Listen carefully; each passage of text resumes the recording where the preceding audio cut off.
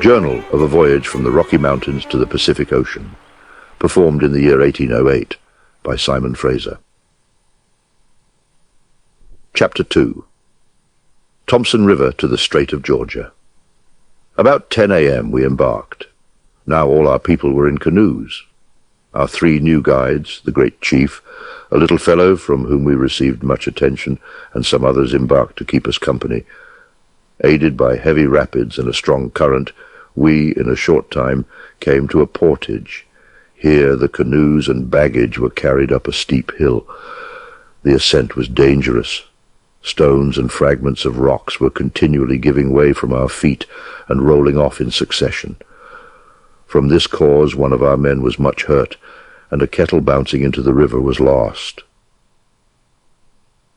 The Indians informed us that some years since, at this place, several of their people, having lost their balance from the steps giving way, rolled down to the river and perished, and we saw many graves covered with small stones all over the place.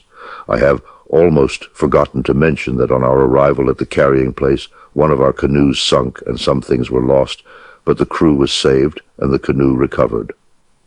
On the other side of the river, Mr. Stewart, who visited the rapids, observed many kinds of trees different from those we had hitherto seen. He also observed a mineral spring, the water of which was clear and of a strong taste, but the scum was of a greenish color. The mountains continued to be high, and their summits covered with snow. 2 Indians from our last encampment overtook us with a piece of iron, which we had forgotten there. We considered this as an extraordinary degree of honesty and attention, particularly in this part of the world. After we had encamped, the chief with his friends went away. Tuesday, June 21st. Early in the morning the men made a trip with 2 of the canoes, and part of the things which they carried more than a mile, and returned for the rest. I sent Mr. Quesnel to take charge of the baggage in the absence of the men. About this time, Indians appeared on the opposite bank. Our guides harangued them from our side, and all were singing and dancing. After breakfast, the men renewed their work, and Mr. Stewart and I remained in the tent writing. Soon after, we were alarmed by the loud bawling of our guides, whom, upon looking out, we observed running full speed towards where we were, making signs that our people were lost in the rapids.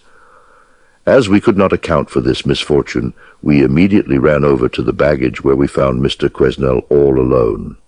We inquired of him about the men, and at the same time we discovered that 3 of the canoes were missing, but he had seen none of them, nor did he know where they were. On casting our view across the river, we remarked one of the canoes and some of the men ashore there.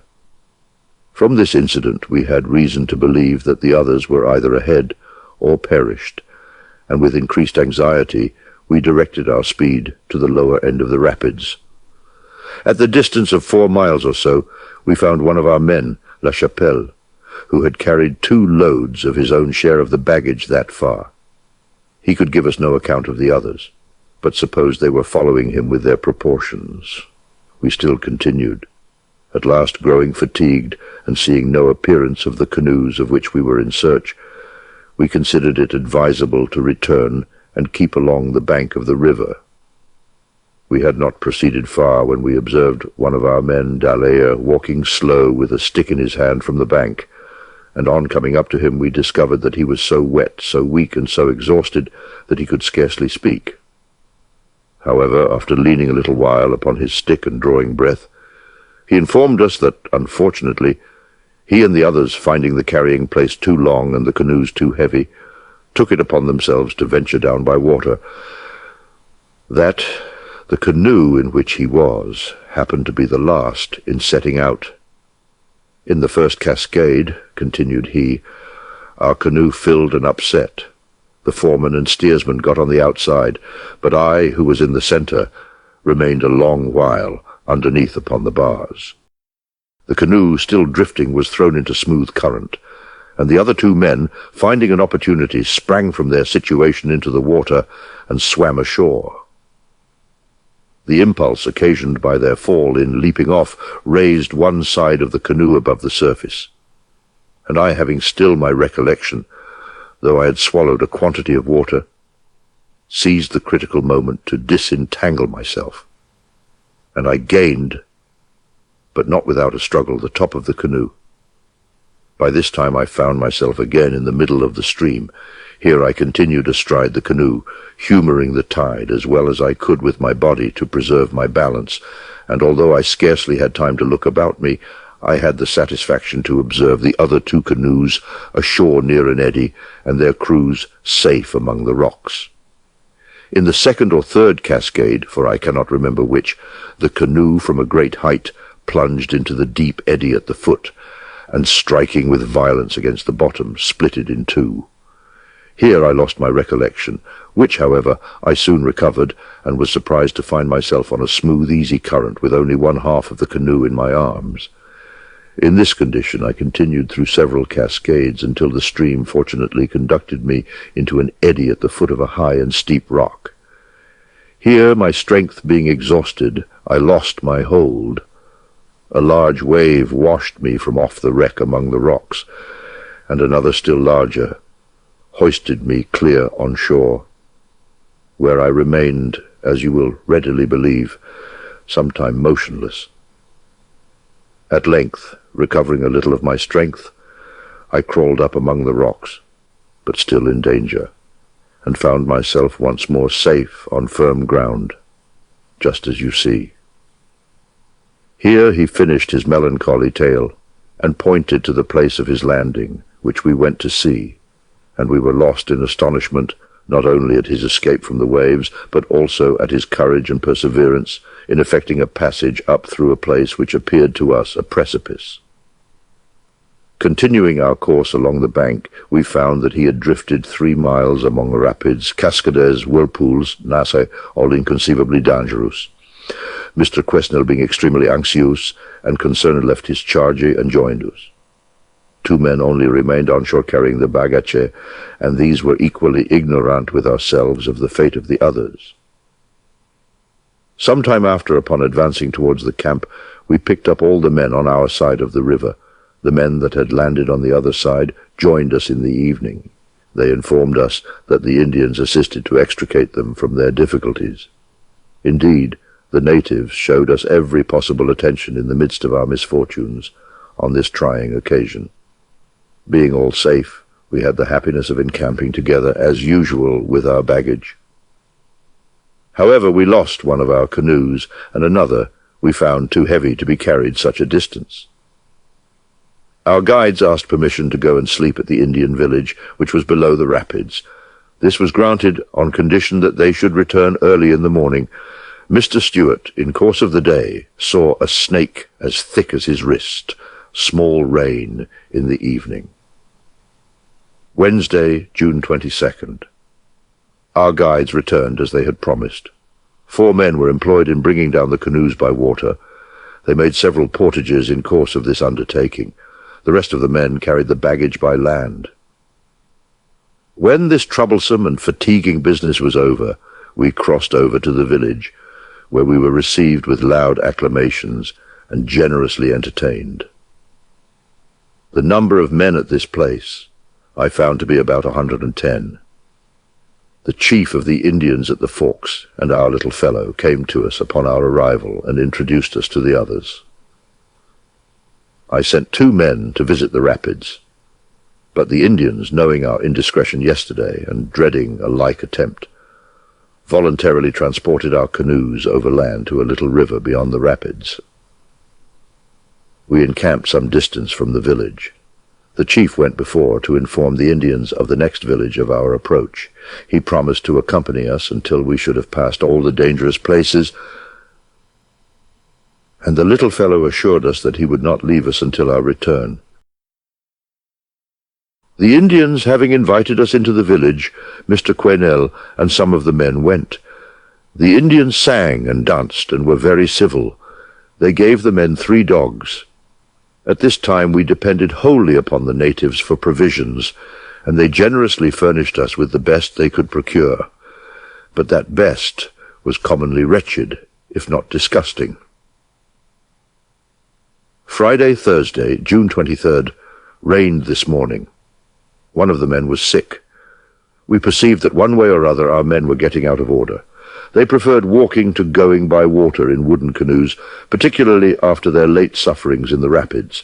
Therefore I embarked in the bow of a canoe myself and went down several rapids. We met some Indians and waited for the arrival of our people, who had gone by land. Walking was difficult, the country being extremely rough and uneven. Past a carrying place, one of the men fell and broke his canoe almost to pieces. The natives from below came thus far with 2 canoes to assist us. They were probably sent by our friends who went ahead. In one of the rapids, Mr. Stewart's canoe filled and was nearly lost. Soon after we came to a camp of the natives, where we landed for the night. The number of the Indians here may amount to 170. They call themselves Nailgemer. We met with a hearty welcome from them. They entertained us with singing, dancing, etc. The Nailgemer nation are better supplied with the necessaries of life than any of those we have hitherto seen. They have robes made of beaver, etc. We visited a tomb which was nearby the camp. It was built of boards sewed together, and was about 4 feet square. The top was covered with cedar bark and loaded with stones. Near it in a scaffold were suspended 2 canoes, and a pole from which were suspended incomprehensible stripes of leather, several baskets, etc. The weather was generally very hot in the daytime, but at night, being in the neighborhood of eternal snows, it was commonly cold. Friday, June 24th. This morning traded 2 canoes for 2 calico bedgowns, sent some men to visit the rapids, and set out at 8 a.m. After going a mile, we came to a carrying place of 800 yards. Mr. Stewart had a meridian altitude, 126 degrees 57 feet. Continued, past a small camp of Indians without stopping, and came to a décharge with steep hills at both ends, where we experienced some difficulty in carrying the things. Ran down the canoes, but about the middle of the rapids 2 of them struck against one another, by which accident one of them lost a piece of its stern, and the steersman his paddle. The canoe, in consequence, took in much water. After repairing the damages, we continued, and in the evening arrived at an Indian village. The natives flocked about us and invited us to pass the night with them. Accepting their invitation, we were led to the camp, which was at some distance up the hill. The Indians of this encampment were upwards of 500 souls. Our friends, the chief and the little fellow, with some of our acquaintances from above, were here. We were well treated. They gave us fresh salmon, hazelnuts, and some other nuts of an excellent quality. The smallpox was in the camp, and several of the natives were marked with it. We fired several shots to show the Indians the use of our guns. Some of them, through fear, dropped down at the report. Saturday, June 25th. Fine weather. The chief of the Kamshins returned this morning to his own home, but his people continued with us. This man is the greatest chief we have seen. He behaved towards us uncommonly well. I made him a present of a large silver brooch, which he immediately fixed on his head, and he was exceedingly well pleased with our attention. We embarked at 5 a.m. After going a considerable distance, our Indians ordered us ashore, and we made a portage. Here we were obliged to carry up among loose stones in the face of a steep hill, over a narrow ridge between 2 precipices. Near the top, where the ascent was perfectly perpendicular, one of the Indians climbed to the summit, and with a long pole drew us up one after another. This took 3 hours. Then we continued our course up and down among hills and rocks, and along the steep declivities of mountains, where hanging rocks and projecting cliffs at the edge of the bank made the passage so small as to render it difficult even for one person to pass sideways at times. Many of the natives from the last camp, having accompanied us, were of the greatest service to us on these intricate and dangerous occasions. In places where we were obliged to hand our guns from one to another, and where the greatest precaution was required to pass even singly, the Indians went through boldly with loads. About 5 p.m. we encamped at a rapid. On our arrival this evening, I dispatched Mr. Stewart and one of the men to examine the rapids. From the place of our encampment we observed the rapids. From the place of our encampment we observed an Indian who was on the opposite side fishing salmon with a dipping net. Our Indians had a net with which they took 5 salmons, which divided among 40 persons was little indeed, but better than nothing. Sunday, June 26th. This morning all hands were employed, the same as yesterday. We had to pass over huge rocks, in which we were assisted by the Indians. Soon after we met Mr. Stewart and the man. They reported that the navigation was absolutely impracticable. That evening they had slept on the top of a mountain in sight of our smoke. As for the road by land, we scarcely could make our way in some parts, even with our guns. I have been for a long period among the Rocky Mountains, but have never seen anything equal to this country, for I cannot find words to describe our situation at times. We had to pass where no human being should venture, yet in those places there is a regular footpath impressed, or rather indented, by frequent travelling upon the very rocks. And besides this, steps which are formed like a ladder or the shrouds of a ship, by poles hanging to one another, and crossed at certain distances with twigs and withes, tree boughs, suspended from the top to the foot of precipices, and fastened at both ends to stones and trees, furnish it a safe and convenient passage to the natives, but we, who had not the advantages of their experience, were often in imminent danger when obliged to follow their example. In the evening we came in sight of a camp of the natives, and the chief with some others crossed the river to receive us. We were then ferried over, and afterwards kindly treated. These Indians are of the same nation with the last, but some men of a neighboring nation called Akenro were with them. The Hackamore promised us canoes for the next day, but the canoes being above the rapids, some of the young men went for them. It being impossible to bring them by land or to get them down by water, they were turned adrift and left to the mercy of the current. As there were many shoals and rocks, the canoes were in the greatest danger of being broken to pieces before they got to the end of the rapids. Monday, June 27th. This morning the Indians entertained us with a specimen of their singing and dancing. We set out at 6 a.m., accompanied as usual by many of the natives who assisted in carrying part of our baggage. The route we had to follow was as bad as yesterday. At 9 we came to the canoes that were sent adrift. One of them we found broken, and the other much damaged. We lost some time in repairing them. Some of the men with the things embarked, and the rest continued by land. We came to a small camp of Indians consisting of about 60 persons. The name of the place is Spuzum, and is the boundary line between the Hackamore and Akenro nations. Here, as usual, we were hospitably entertained, with fresh salmon boiled and roasted, green and dried berries, oil and onions. Seeing tombs of a curious construction at the forks, i.e. the mouth of Spuzum Creek, on the opposite side, i.e. the west side, I asked permission of the chief to go and pay them a visit. This he readily granted, and he accompanied us himself. These tombs are superior to anything of the kind I ever saw among the savages. They are about 15 feet long, and of the form of a chest of drawers. Upon the boards and posts are carved beasts and birds, in a curious but rude manner, yet pretty well proportioned. These monuments must have cost the workmen much time and labour, as they were destitute of proper tools for the execution of such a performance. Around the tombs were deposited all the property of the deceased. Ready for our departure, our guides observed that we had better pass the night here, and that they would accompany us in the morning. Sensible from experience that a hint from these people is equal to a command, and that they would not follow if we declined, we remained. Tuesday, June 28th. We set out at 5, our things in canoes as yesterday, and we continued by land.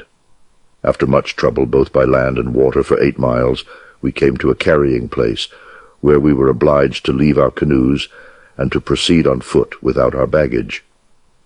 Some of the Akinro nation, apprised of our approach, came to meet us with roasted salmon, and we made an excellent meal. At this place, while waiting for some of our people who were behind, I examined a net of a different construction from any I had hitherto seen. It was made of thread of the size of codlines, the meshes were 16 inches wide, and the net 8 fathoms long. With this the natives catch deer and other large animals, continued and crossed a small river on a wooden bridge. Here the main river tumbles from rock to rock between precipices with great violence. At 11 a.m.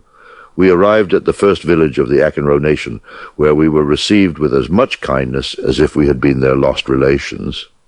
Neat mats were spread for our reception, and plenty of salmon served in wooden dishes was placed before us. The number of people at this place was about 140. This nation is different in language and manners from the other nations we had passed. They have rugs made from the wool of aspi or wild goat, and from dog's hair, which are equally as good as those found in Canada. We observed that the dogs were lately shorn. We saw few or no Christian goods among them, but from their workmanship in wood they must be possessed of good tools, at least for that purpose.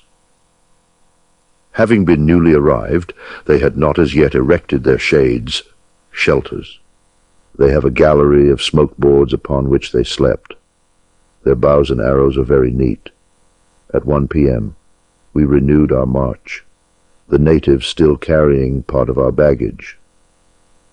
At the first point we observed a remarkable cavern in a rock, which upon visiting we found to be 50 feet deep by 35 wide.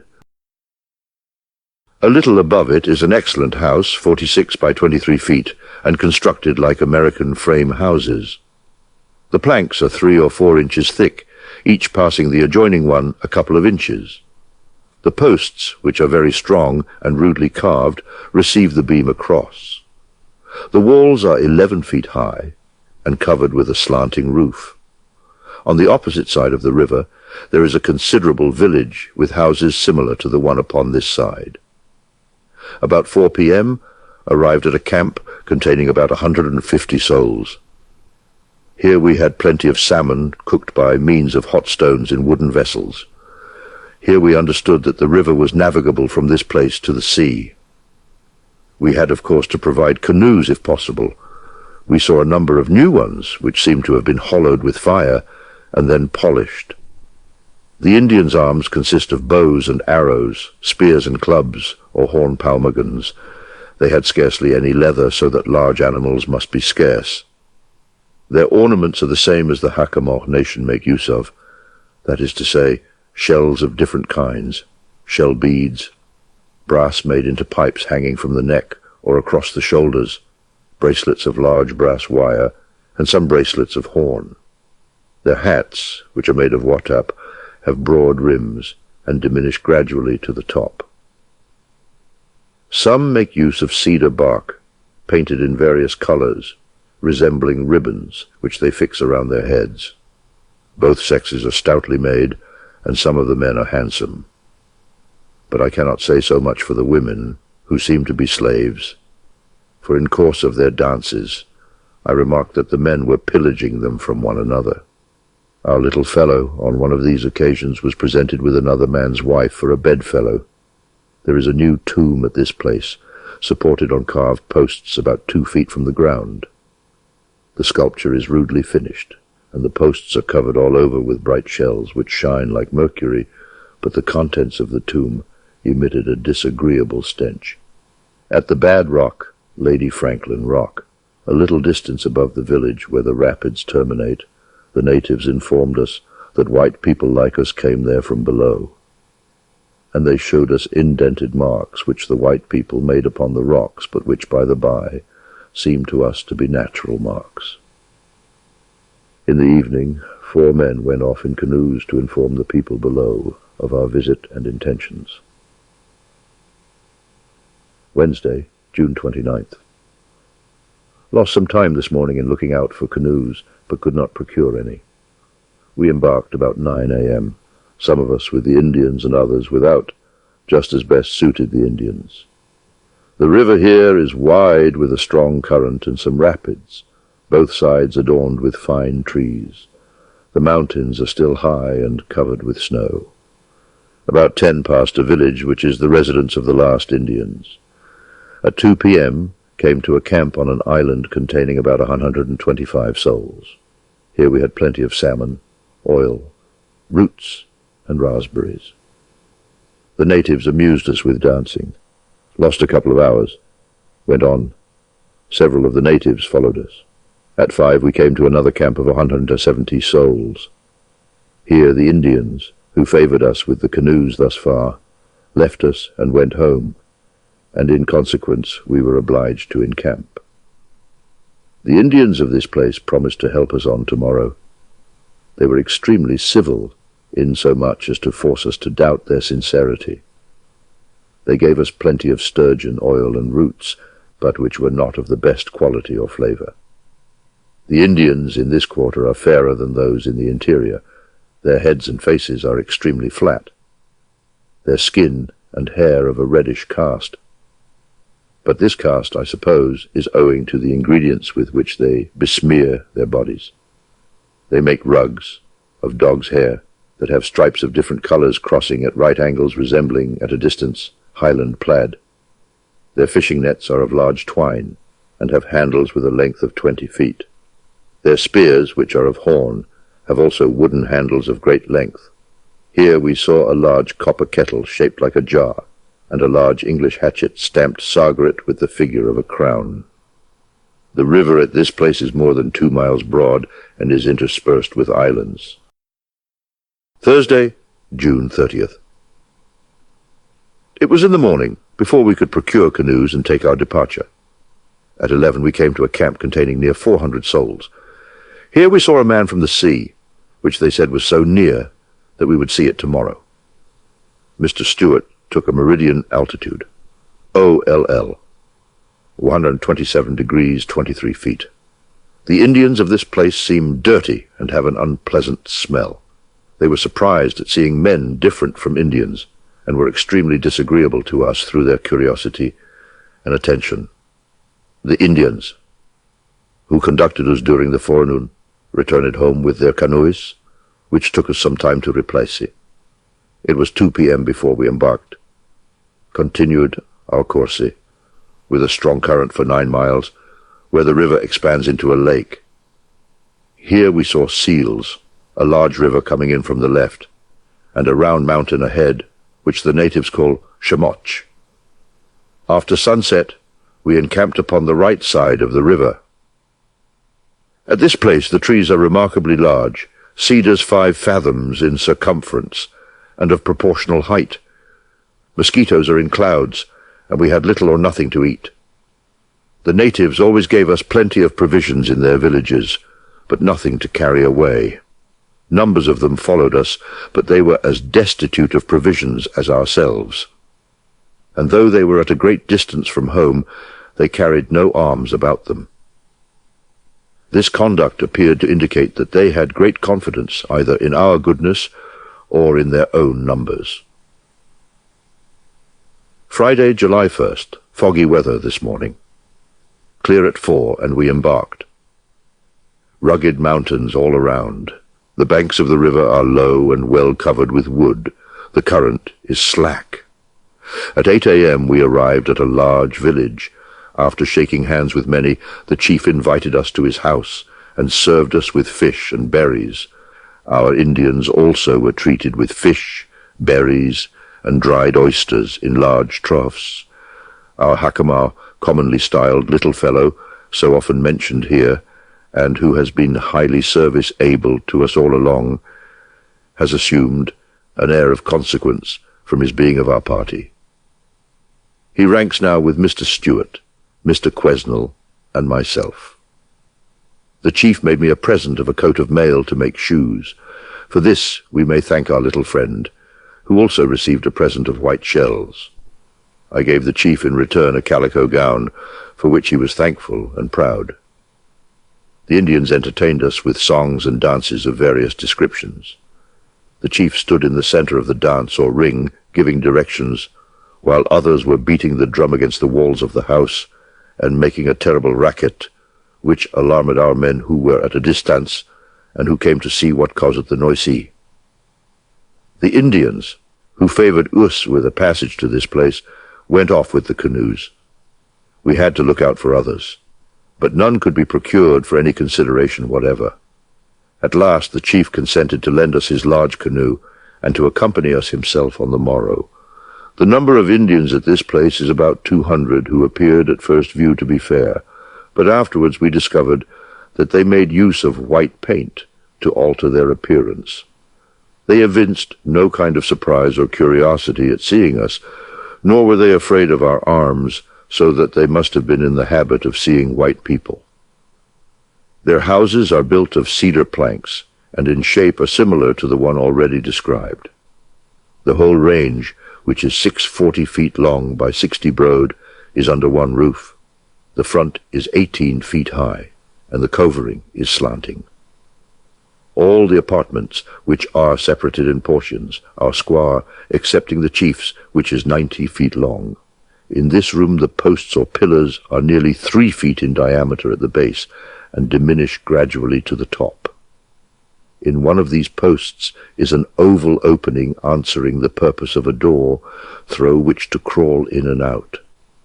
Above, on the outside, are carved a human figure large as life, and there are other figures in imitation of beasts and birds. These buildings have no flooring. The fires are in the center, and the smoke goes out an opening at the top. The tombs at this place are well finished. Dog's hair, which is spun with a distaff and spindle, is formed into rugs. There is some red and blue cloth among them. These Indians are not so hospitable as those above. This is probably owing to scarcity of provisions. The tide now about 2.5 feet. Mr. Stewart had a meridian, altitude, OLL, 127 degrees 13 feet. We cast our nets into the water, but took no fish, the current being too strong. Saturday, July the 2nd. This morning we discovered that the natives were given to thieving. They stole a smoking bag belonging to our party, and we could not prevail upon them to restore it. The dogs, in course of the night, dragged out and damaged many of our things. I applied to the chief in consequence of his promise of yesterday for his canoe, but he paid no attention to my request. I therefore took the canoe and had it carried to the waterside. The chief got it carried back. We again laid hold of it. He still resisted, and made us understand that he was the greatest of his nation and equal in power to the sun. However, as we could not go without the canoe, we persisted, and at last gained our point. The chief and several of the tribe accompanied us. At 11 a.m. arrived at a village where we were received with the usual ceremony of shaking hands, but we were not well entertained. The houses at this place are plain and in 2 rows. I received 2 coats of mail in a present which are so good for shoes. The Indians advised us not to advance any further, as the natives of the coast or islanders were at war with them, being very malicious, and will destroy us.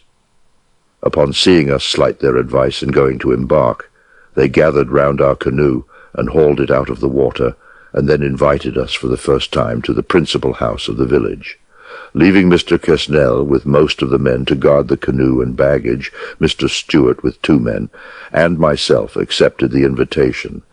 As soon as we were in the house, the Indians began singing and dancing and making a terrible noise. Mr. Stewart went to see what caused this seeming disturbance. He found that one of the natives had stolen a jacket out of the canoe, which, upon application to the chief, was returned, and all was quiet again. Then we made a motion to embark accompanied by the chief. His friends did not approve of his going, and flocked about him, embracing him with tenderness, as if he was never to return. Our followers, seeing this scene of apparent distress between the chief and his friends, changed their minds and declined going further. Even our little fellow would not embark, saying that he was also afraid of the people at the sea. Then some of them laid violent hands upon the canoe and insisted upon putting it out of the water. We paid no attention to their arguments, made them desist, and we embarked. We proceeded on for 2 miles and came to a place where the river divides, i.e. at New Westminster, into several channels. Seeing a canoe following us, we waited for its arrival. One Indian of that canoe embarked with us and conducted us into the right channel, the north arm of the Fraser River.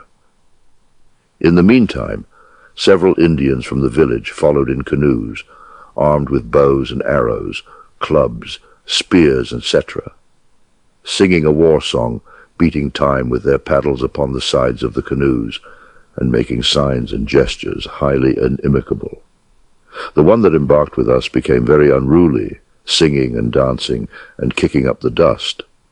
We threatened him with the effect of our displeasure, and he was quiet. This was an alarming crisis, but we were not discouraged. Confident of our superiority, at least on the water, we continued. At last we came in sight of a gulf or bay of the sea, i.e. the Strait of Georgia. This the Indians called Pazhil Row. It runs in a southwest and northeast direction. In this bay are several high and rocky islands whose summits are covered with snow. On the right shore we noticed a village called by the natives Musqueam. We directed our course towards it. Our turbulent passenger conducted us up a small winding river to a small lake to the village. Here we landed, and found but a few old men and women. The others fled into the woods upon our approach. The fort is 1,500 feet in length and 90 feet in breadth. The houses, which are constructed as those mentioned in other places, are in rows, besides some that are detached. One of the natives conducted us through all the apartments, and then desired us to go away, as otherwise the Indians would attack us. About this time those that followed us from above arrived. Having spent 1 hour looking about this place, we went to embark when we found the tide had ebbed and left our canoe on dry land. We had, therefore, to drag it out to the water some distance. The natives, no doubt, seeing our difficulty, assumed courage, and began to make their appearance from every direction, in their coats of mail, howling like so many wolves, and brandishing their war-clubs. At last we got into deep water, and embarked.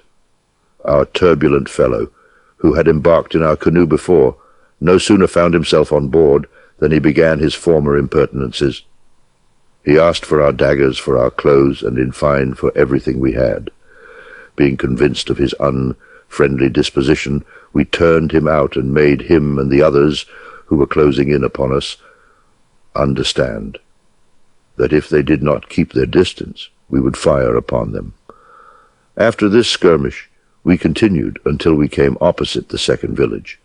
Here our curiosity incited us to go ashore, but reflecting upon the reception we experienced at the first and the character of the natives, it was thought neither prudent nor necessary to run any risk, particularly as we had no provisions, and saw no prospect of procuring any in that hostile quarter.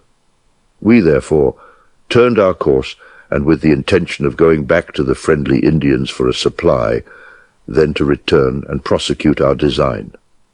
When we came opposite the hostile village, i.e. Musqueam, the same fellows who had annoyed us before advanced to attack us, which was echoed by those on shore. In this manner they approached so near that we were obliged to adopt a threatening position, and we had to push them off with the muzzles of our guns. Perceiving our determination, their courage failed, and they gave up the pursuit and crossed to the village. The tide was now in our favor. The evening was fine, and we continued our course with great speed until 11, when we encamped within 6 miles of the chief's village. The men, being extremely tired, went to rest, but they were not long in bed before the tide rushed upon the beds and roused them up.